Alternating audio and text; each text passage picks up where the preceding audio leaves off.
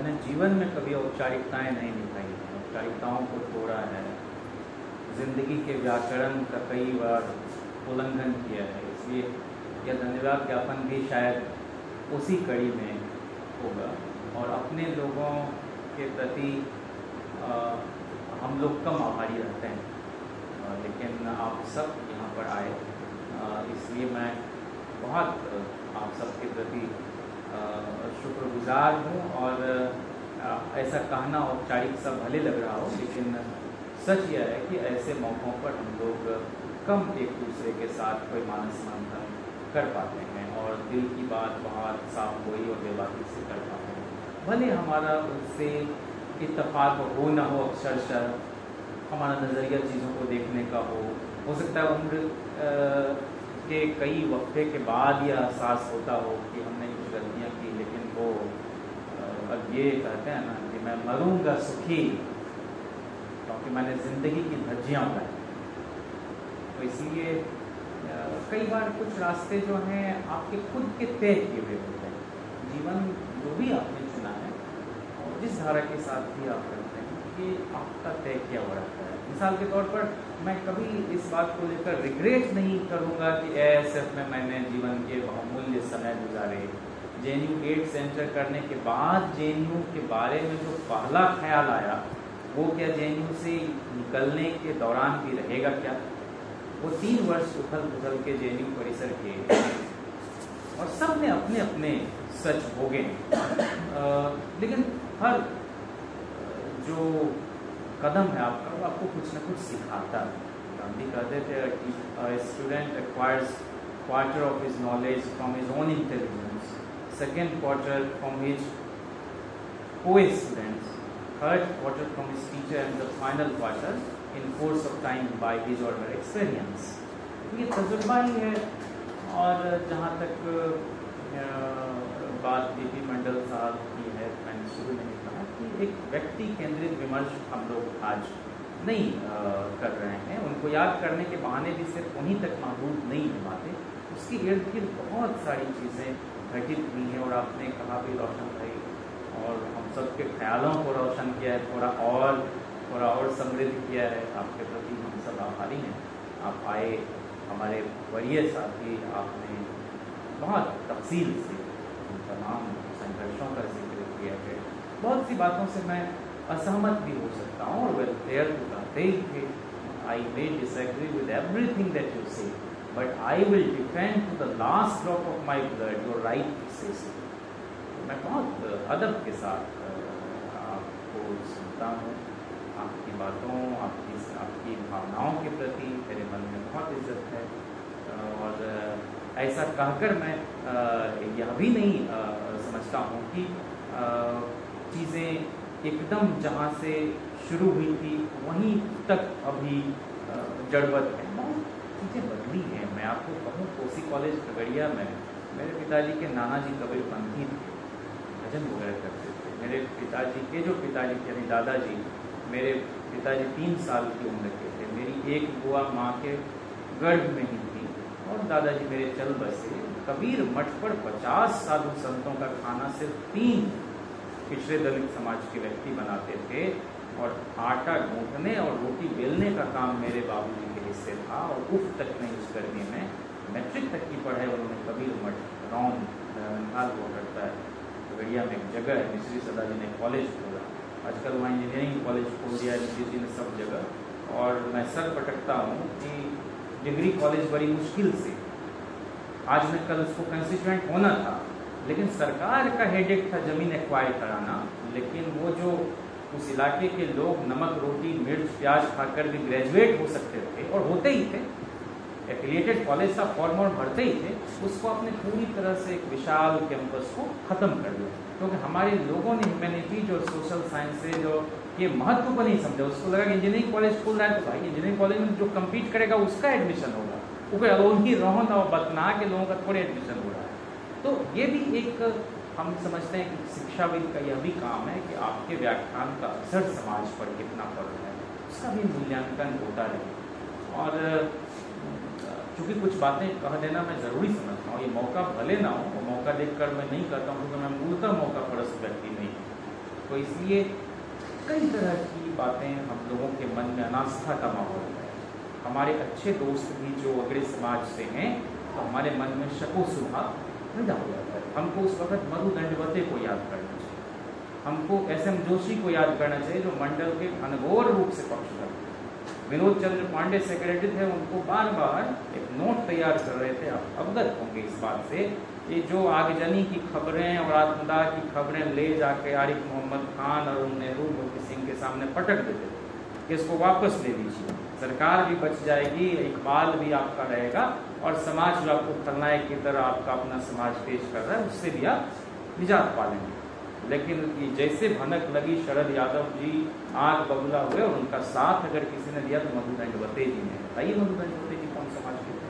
जब मैनिफेस्टो में शामिल हुआ, ये माहौल हो रहा था, बन रहा था, अगस्त 82 में मंडल कमीशन की रिपोर्ट पर रामविलास जी बहस कर रहे थे और उसके बाद तमाम नेता, खुद ताऊ देवीलाल जी के साथ लोग घूम रहे थे। और बात है कि वो उस सिफारिश को लागू करवाने की कमेटी के चेयरमैन थे, लेकिन उन्होंने बहुत कुछ उसमें दिलचस्पी नहीं दिखाई देवीलाल जी ने।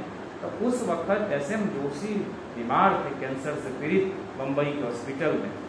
शरद जी मिलने गए, बोले कि तुम लोग सरकार बनेगी तो लगता है मंडल लागू हो जाएगा, मैं चैन से इस संसार से विदा हो सकूंगा। तो हम लोगों ने चाहा था कालेलकर के जमाने से ये हो जाए, नहीं हो पाया।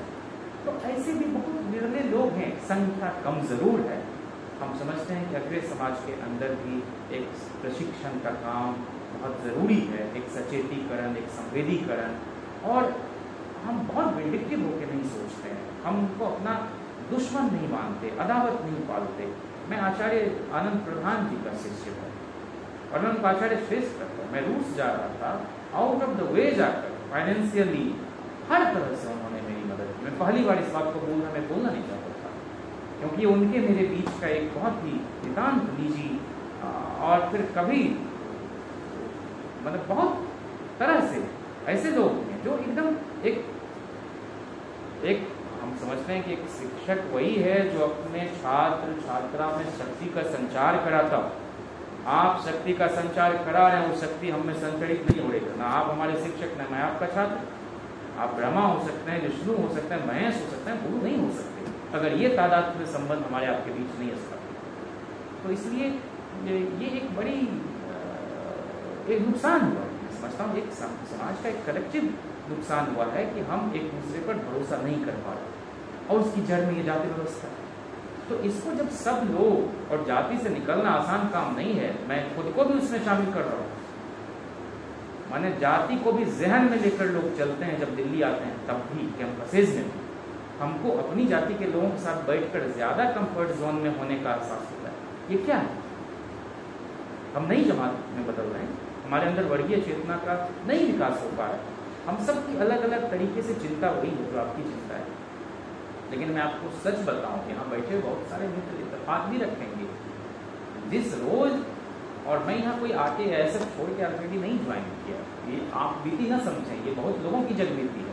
भागलपुर यूनिवर्सिटी में संगठन सचिव था ग्रेजुएशन डे से, और वहाँ अखबार में धरना प्रदर्शन की जो खबरें छपती थी, आप जानते हो तिरुपति के विधायक शोभाकांत मंडल जी थे, रेलवे रिजर्वेशन काउंटर खोले भागलपुर यूनिवर्सिटी दुर्गामांझी में, इसलिए धरना प्रदर्शन हम लोगों ने रेलवे प्लेटफॉर्म संख्या 1 भागलपुर पर किया था। और मैं कितना छोटा रहा हूँ ग्रेजुएशन में, लेकिन संचालन उस कार्यक्रम का ये शोभाकांत मंडल जी का बड़प्पन, हमारे छात्र उस समय का आनंद आजाद भाई का बड़प्पन, और तमाम लोग, उसमें 3-4 तो MLA हो गए हैं आज तक उस कमेटी के।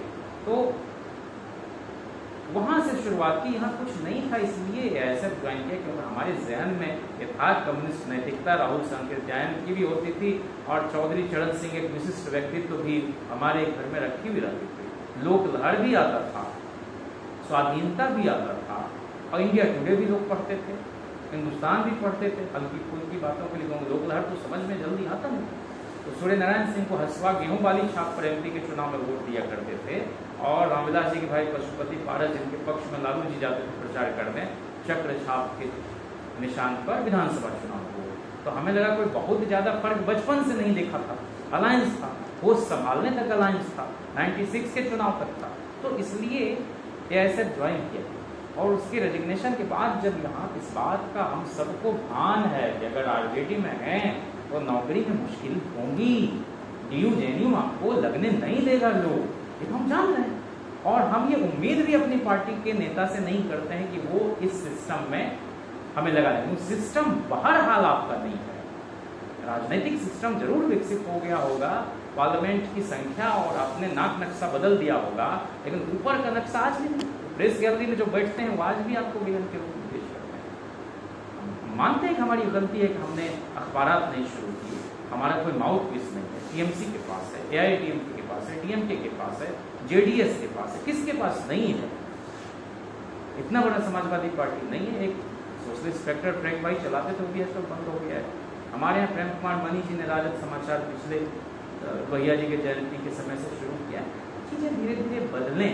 मैं कहता हूँ वही ना कि दिया बहुत ज़्यादा दिया बहुत कम, हाँ मर गया देश जीवित रह गए तुम, इस तरह की बातें। तो हम लोग सोचने समझने वाले प्राणी हैं। तो इस्लाम में कहते हैं कि नाउम्मीदी कुफ्र है, तो हम नाउम्मीद होना अफोर्ड ही नहीं कर सकते। रही बात इलेक्टोरल पॉलिटिक्स की, तो उसकी लिमिटेशंस हैं, और मैं समझता हूँ कि लिंकन वगैरह को पढ़ते हुए सिर्फ आदर्श की बात नहीं, कितनी दफे वो उन्होंने चुनाव हारे, इसलिए संसद और विधानसभा का मुंह देखे ही ऐसी कसम खा के भी पैदा नहीं हुए, कोई हमको मौका देगा और जाके हम लोग सब लोग चुनाव लड़ जाएं और जीत जाएं, इस तरह का मतलब अपने बारे में हमको बहुत, हमारे साथियों को बहुत भ्रम नहीं है। इसलिए जो लोग यहाँ नॉलेज प्रोडक्शन के काम में हैं वो अपनी जिम्मेदारी समझ रहे हैं।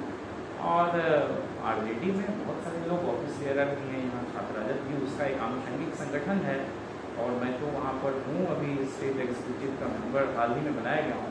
मैं बहुत जिम्मेदारी और जवाबदेही के साथ कह रहा हूँ कि हमारी लड़ाई लड़ने का तरीका पार्टी के अंदर रख के हम अपने नेताओं को कन्विंस करने की कोशिश करते हैं, और समाजवादियों ने एक वक्त किया। 42 का मूवमेंट ही समाजवादियों के प्रयास से शुरू हुआ।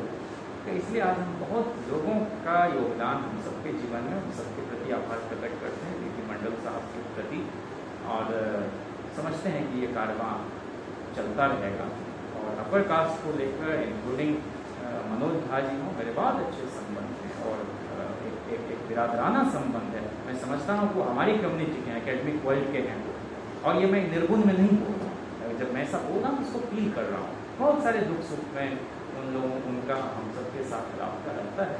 इसलिए ठीक है, ये आपने एक जनरल, आपने एक जो हकीकी बात है अलग अलग दल के अंदर जो उस दल के कार्यक्रम वगैरह को बनाने में अपना एक दखल रखते हैं, वो ठीक बात है, लेकिन आखिरकार हमको भरोसा करना पड़ेगा।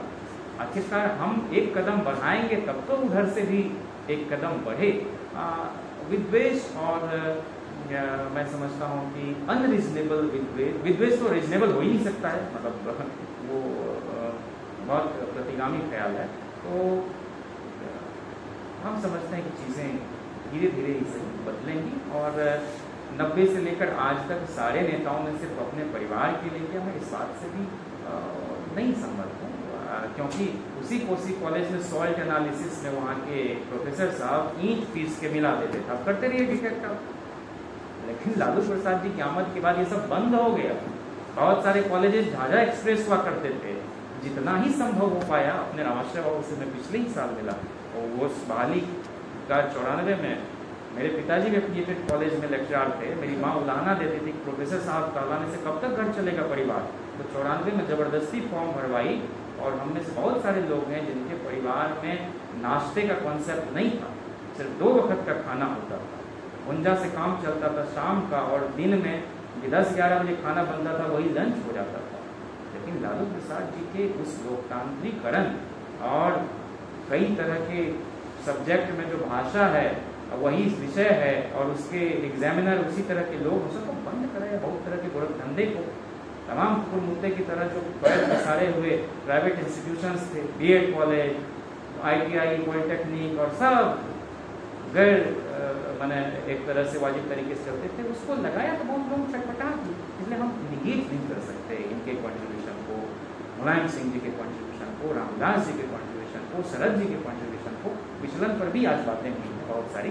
तो आपने बहुत अच्छी बातें कही हैं, और हम लोग एक राइट टू इम्यूनाइजेशन के लिए तो दुनिया भर में लड़ाई हुई है, अलग अलग फोरम भी है, एकेडमिक फोरम भी है, सोशल जस्टिस का, एकेडमिक जस्टिस का, उस पर हम लोग लड़ते रहते हैं और आपका भी मार्गदर्शन हम लोगों को मिलता रहेगा, हम लोग बातचीत ऐसे ही करेंगे। लेकिन हम लोग आरजेडी के मेंबर हैं और हमारा कोई उससे मुख्तलिफ कोई मंच बनाने का कोई इरादा नहीं है।